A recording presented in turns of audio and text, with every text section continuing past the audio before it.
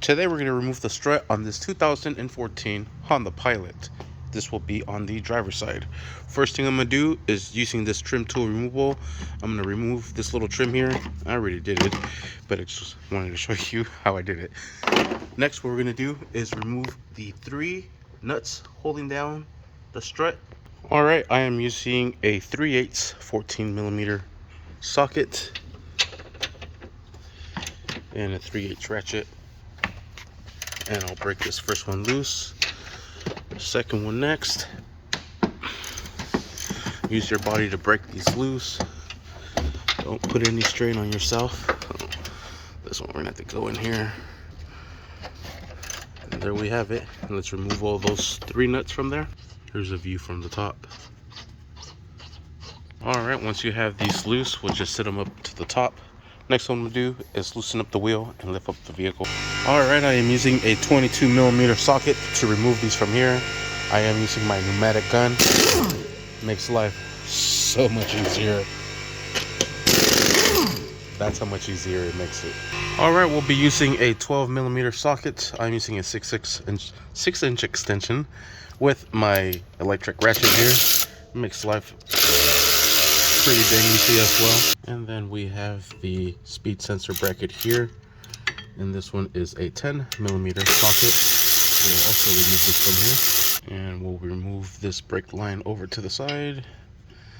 Now we have our 2 main bolts, and then we have the sway bar link here as well that we have to remove.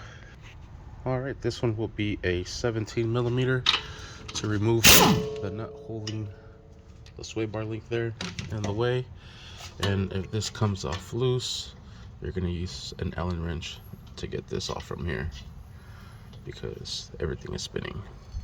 Alright, this is going to be a CRV6 in size of the Allen wrenches. There we have it. And this is a 17mm wrench. And I probably don't even need the wrench, so I'm able to turn it, but whatever, it sure does help.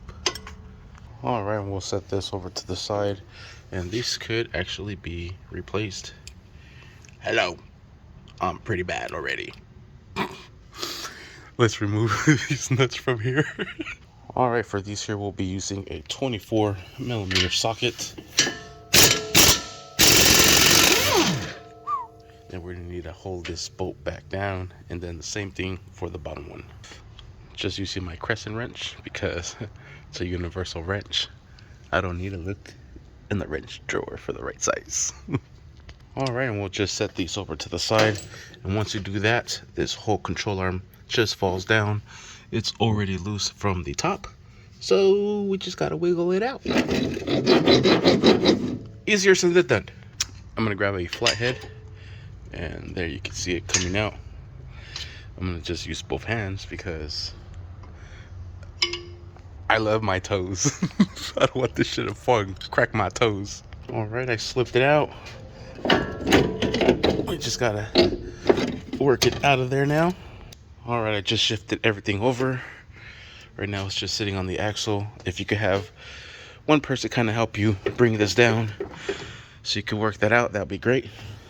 I'm just used to working by myself, so let me get that sucker out. I'm using the flathead staking on the rotor for leverage, and we got a pretty good opening here. And there we have it.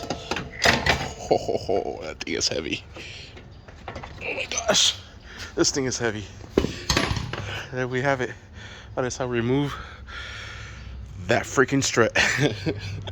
Thank you for watching. Please like and subscribe.